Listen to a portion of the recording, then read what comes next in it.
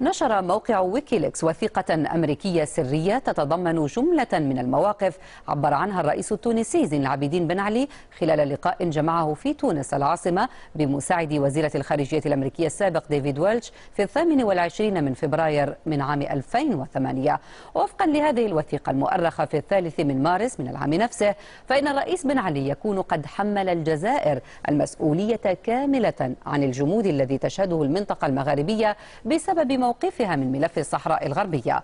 ووصف بن علي ذلك الملف بأنه معقد، وقال إن تسويته لا يمكن أن تتم عبر مجلس الأمن التابع للأمم المتحدة.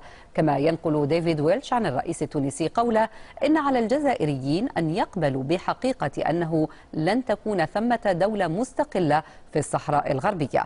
ويكشف بن علي وفقا للوثيقة الأمريكية المسربة أنه حاول عقد اجتماع مغاربي حول نزاع الصحراء الغربية، لكن الجزائر امتنعت عن المشاركة بحجة أنه لم يكن ثمة ما يستدعي المناقشة. معنا من باريس الدكتور خطار بودياب الباحث في المعهد الدولي للدراسات الاستراتيجية في باريس. دكتور، بداية نريد أن نعرف حسب توقعاتك وبشكل سريع ومختصر أي رد فعل يمكن أن يكون الليلة على هذه الاتهامات التونسية، أو على الأقل ما جاء على لسان الرئيس التونسي حسب وثيقة ويكيليكس بأن الجزائر هي التي تعطل العمل المغاربي. لتكوين رد فعل حقيقي يتوجب سماع الرأي التونسي. حتى الآن ليس هناك من تأكيد من تونس على هذا الكلام.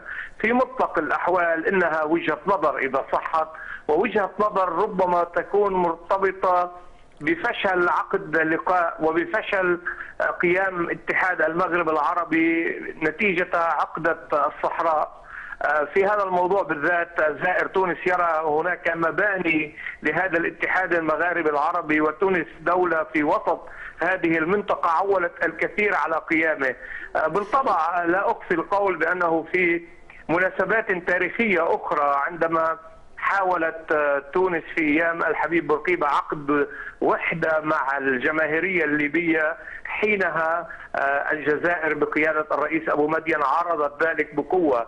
لكن الآن نحن نتحدث عن جزائر جديدة وفي عهد جديد، بغض النظر عن صحة ما يعتقده الرئيس التونسي قاله أم لم يقله. نود أن نفهم، هل يعقل أن يكون ملف واحد، ملف الصحراء الغربية، هو المعطل الرئيسي والوحيد في مسيرة الاتحاد المغاربي؟ أعتقد أن هناك ملفات أخرى غير معلنة، ربما حتى هناك ترسيم حدود بين دولة ودولة أخرى، لكن بالطبع من الناحية العملية نعم هذا الملف هو الذي يمنع التفاهم ما بين الجزائر والرباط ويشكل عقبة كأداء تمنع هذه الدول. حصلت في الماضي مصالحة مهمة بين الشادي الرئيس الجزائري السابق الشادي بن جديد والملك الحسن الثاني، لكن لم يكن لها تتمات. كان من المعول أن تتم هذه المصالحة بعد إذن. على ما يبدو كلام الرئيس بن علي يعبر أيضا ربما عن خيبة أمل، عن إحباط نتيجة تعثر جهود كثيرة من قبل الدول المغاربية نفسها لحل هذا النزاع. وأنت قد أشرت إلى الدول المغاربية نفسها. دكتور، هل تتحمل الجزائر المسؤولية وحدها؟ هل تتوفر باعتقادك إرادة سياسية حقيقية ولدى كل قيادات المغرب العربي لتحويل هذا المشروع، مشروع الاتحاد المغاربي، من حبر على ورق إلى واقع ملموس؟ بالطبع لا تتحمل الجزائر لوحدها المسؤولية. الجزائر دولة هامة جدا، ليس فقط في منطقة المغرب العربي بل في كل إفريقيا والعالم العربي، وكذلك المغرب. هناك شبه توازن استراتيجي بين البلدين، هناك مسؤولية على المغرب. أنا أقول نعم مع الرئيس بن علي الحق أن هذا الموضوع لا يحل فقط بقرارات دولية من فوق في مجلس الأمن، يحل بتسوية تاريخية بين الصحراويين والمغرب وبين المغرب والجزائر في آن معا.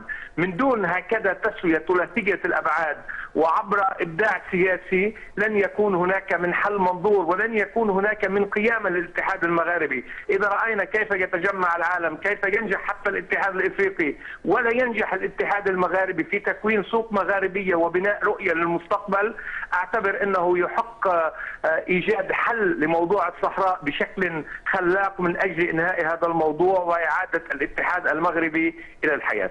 أشكرك جزيلا دكتور خطار بودياب الباحث في المعهد الدولي للدراسات الاستراتيجية، كنت معنا من باريس.